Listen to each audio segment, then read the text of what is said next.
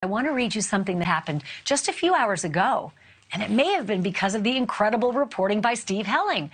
The judge in the case wants no talking at all. He wants to put a gag order on just about everyone.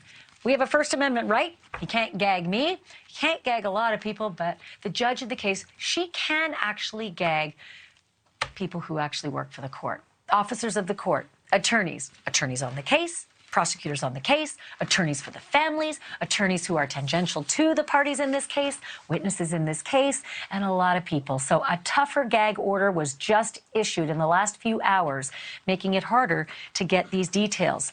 Well, no matter. Steve Helling gets them anyway, and he joins me now. He is a senior reporter with People magazine, and he has a long history in doing crime and justice reporting, which is why he got this story. Steve, congratulations on your exclusive reporting. Really remarkable stuff. Walk me through what you found out.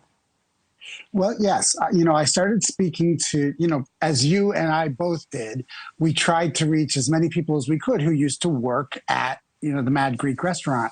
And, very few people wanted to talk, but I did end up speaking to somebody who worked there until recently, who said that, yes, indeed, they did see Bryan Kohberger come there a couple of times, at least twice.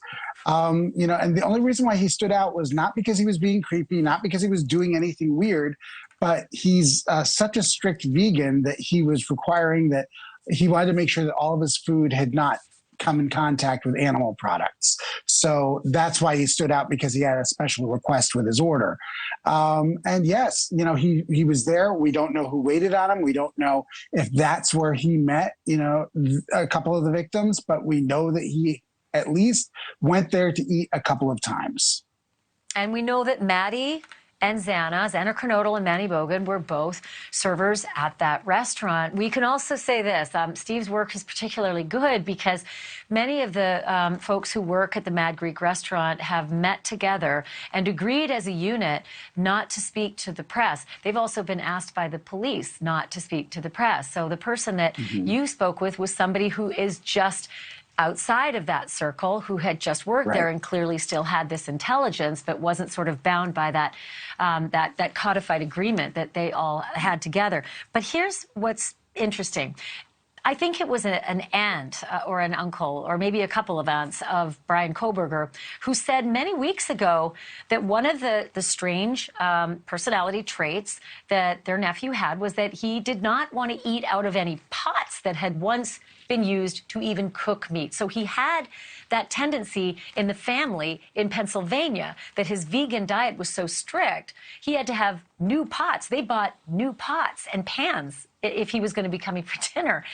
So this kind of is in line with what this employee was telling you. Yeah, I mean, things start lining up, and the more they line up, the clearer the picture gets. And so, yeah, that doesn't mean that that he was doing anything weird at this restaurant. It just stood out. Just, anybody who's waited tables, I did it in college. I still remember people who stood out because they had strange things. And that's what happened here.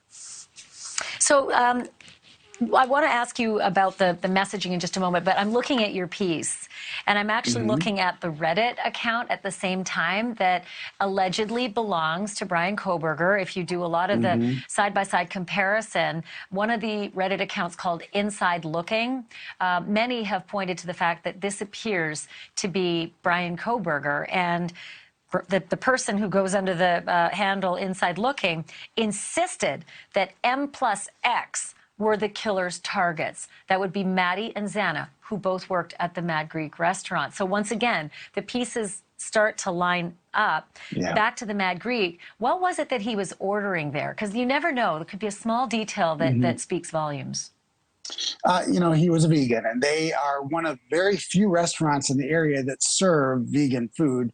And from what everybody says, it's the best place if you're a vegan. So he was getting vegan pizza. He could order and customize the pizza that he wanted with vegan ingredients, and that's what he wanted, and that's why he went there. Do we know at this point from your source whether Maddie and Xana had any contact with him? Were they servers for his table? Were they behind the counter when he ordered? Do we know if there was any actual connection made? We don't know any specific connection, but if you've ever seen this restaurant, this isn't a huge restaurant. This isn't a cheesecake factory where there's a whole bunch of people around. So the chances are that there was some sort of at least incidental contact between them, or at least he would have noticed them. He could certainly see them without question. Whether he stood out as a customer that was noteworthy, that's a whole other, other story. Thank you for watching.